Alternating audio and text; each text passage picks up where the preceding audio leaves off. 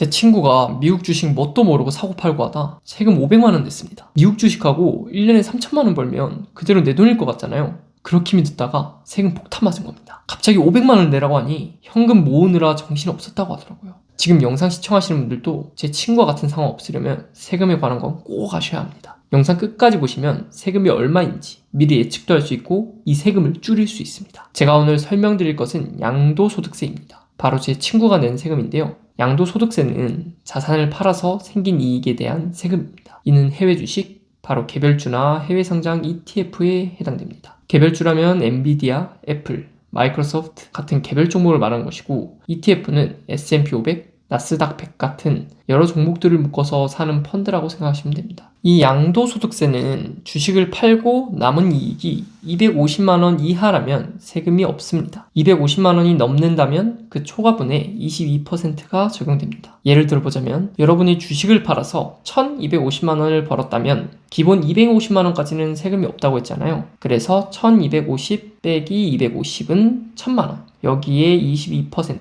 그러면 220만 원이 되겠죠. 22%에는 양도소득세 20%와 지방세 2%가 포함된 것인데요. 가끔 지방세 10%는 따로라고 말씀하시는 분들이 있어 헷갈리지 않게 설명드릴게요. 이 지방세는 양도소득세의 10%를 말한 것입니다. 양도소득세 20%의 10%는 2%가 되기에 양도소득세 20%, 지방세 2%, 총 22%가 되는 것입니다. 뭐 벌었으면 내야지 라고 생각하시는 분들도 있을 텐데 이 양도소득세를 억울하게 내는 경우가 있습니다. 예를 들어 제가 올해 주식을 팔아 1000만 원의 이익이 있어요. 그런데 나머지 안 팔고 가지고 있는 주식들이 마이너스 2천만 원이라 생각하면 마이너스 1000만 원 손해보고 있는 상황이잖아요. 하지만 무려 165만 원의 세금을 내야 합니다. 내 주식 계좌가 손실을 보고 있는데도 세금을 내야 하는 겁니다. 왜 이런 상황이 발생하냐? 양도소득세는 팔아서 확정된 이익만을 기준으로 하기 때문입니다. 안 팔고 가지고 있는 건 양도소득세 기준에 들어가지 않습니다. 무조건 주식을 팔아서 이득이 250만 원 넘으면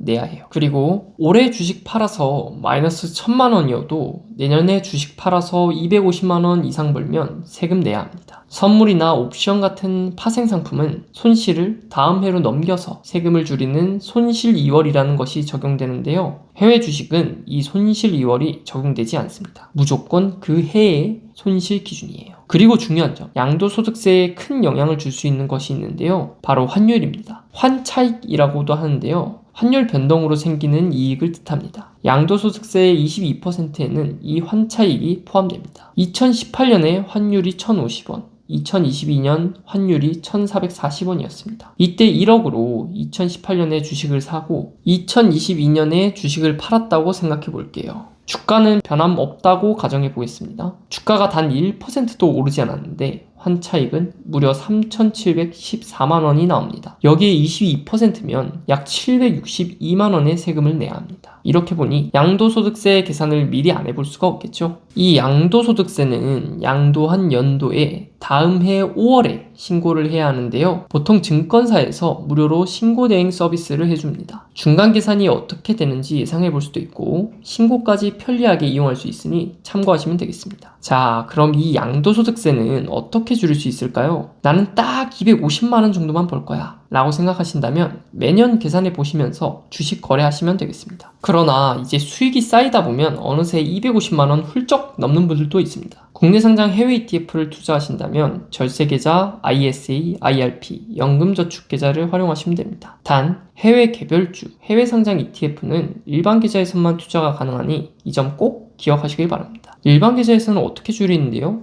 250만 원이 넘었다 하면 일부 손해보고 있는 주식을 파는 것이 방법이 될 수 있습니다. 또 증권사마다 계산법이 달라 투자 성향에 맞는 증권사를 선택하거나 가족에게 증여를 하는 방법이 있습니다. 증권사의 양도소득세 계산법은 두 가지로 나뉩니다. 미국 주식 증권사 추천 영상에도 나와 있는데 한 번 더 설명드리겠습니다. 선입선출법과 이동평균법, 예를 들어 설명드리겠습니다. 양도소득세의 250만원 기준을 잠깐 무시하고 설명드릴게요. 주식 거래하는데 1월 1일에 주가가 만원일 때 한 주 사고 5월에 2만원일 때 한 주 샀어요. 그리고 10월에 5만원일 때 한 주를 팔았다고 해봅시다. 자, 여기서 선입선출법은 너 올해 가장 먼저 산 게 만원일 때 샀잖아. 맨 먼저 5만원에 팔았으니까 4만원의 이익을 받네? 세금 내 이거고, 이동평균법은 너가 산 평균 가격이 15,000원이야. 5만원에 팔았으니 35,000원의 이익을 받네? 세금 내 이겁니다. 이동평균법은 주식 사고 팔 때와 같이 평균 단가로 매겨지는데, 선입선출법은 조금 억울한 상황이 발생할 수도 있습니다. 만약 1월에 만원, 2월에 5만원 한 주씩 샀고 3월에 2만원에 하나 팔았다고 치면 주식 계좌에서는 마이너스 만원입니다. 그러나 선입선출법으로는 만원에 사서 2만원에 판 것으로 되어 만원 이익을 본 것으로 계산됩니다. 하락장에서 매도한다면 양도소득세에서 유리할 수는 있습니다. 하락장에서는 초기 매수 가격이 높고 최근 가격이 낮으니 손실이 크게 계산됩니다. 그러다 보니 양도 차익은 감소하겠죠. 증권사별로 어떤 계산법을 쓰는지 저번 영상에 있던 자료 가져와 봤는데요. 주식을 팔지 않고 증권사를 교체할 수도 있으니 고려해 보시는 것도 좋겠습니다. 증권사마다 해외 주식 수수료 이벤트가 있고 수수료가 다 다릅니다. 제 채널에 수수료 관련 영상이 있으니 궁금하신 분들은 들려주세요.